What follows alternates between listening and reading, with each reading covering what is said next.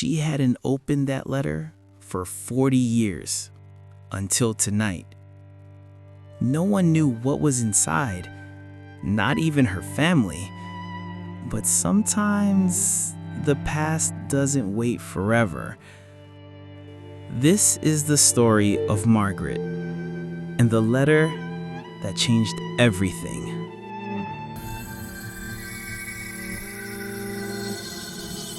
In a quiet seaside town, Margaret lived alone in a blue-painted house. Her days were silent, her nights long. Every evening she sat by the window, watching waves crash against the rocks, waiting, always waiting. To her neighbors, she was a mystery, the woman who smiled but never laughed.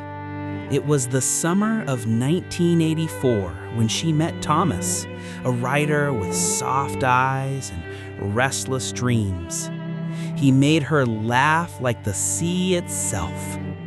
They spent endless days writing letters, even though they met every evening. Thomas believed that words kept love alive. When war came, Thomas was drafted. He promised to write every leak, and he did, until the letters stopped. The last envelope came from his commander.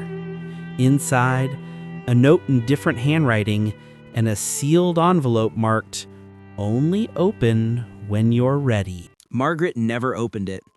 Not when she married another man, not when her children moved away. Through decades of birthdays, winters, and quiet tears, the letter remained untouched. She told herself, some truths are better left sealed. But every night before sleep, she whispered his name, Thomas. One night, a storm rolled over the sea. Thunder roared, lightning split the sky. The power went out. In that silence, she found the wooden box again, the one she had hidden under her bed for 40 years. Her fingers trembled as she untied the faded ribbon. The letter's paper was fragile, its scent old yet familiar. She began to read. My dearest Margaret, if you're reading this, I didn't make it back. But don't cry for me. Live, laugh again, love again. When you see the ocean, think of me not as gone, but as the man who loved you with every breath. Tears fell freely. She pressed the letter to her heart and whispered, You did come back, Thomas, just not the way I expected. Outside, the storm calmed. The moonlight broke through, kissing the sea with silver light, the same light they once danced under.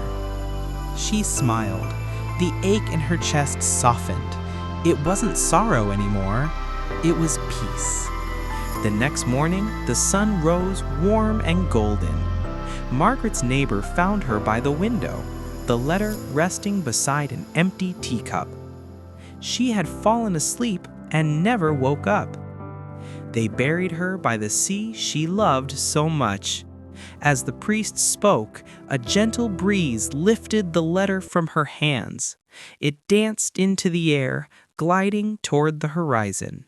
Some say it was Thomas, coming to take her home. Sometimes love doesn't end. It just finds another way home. Thank you for watching this story. Don't forget to subscribe for more emotional storytelling episodes.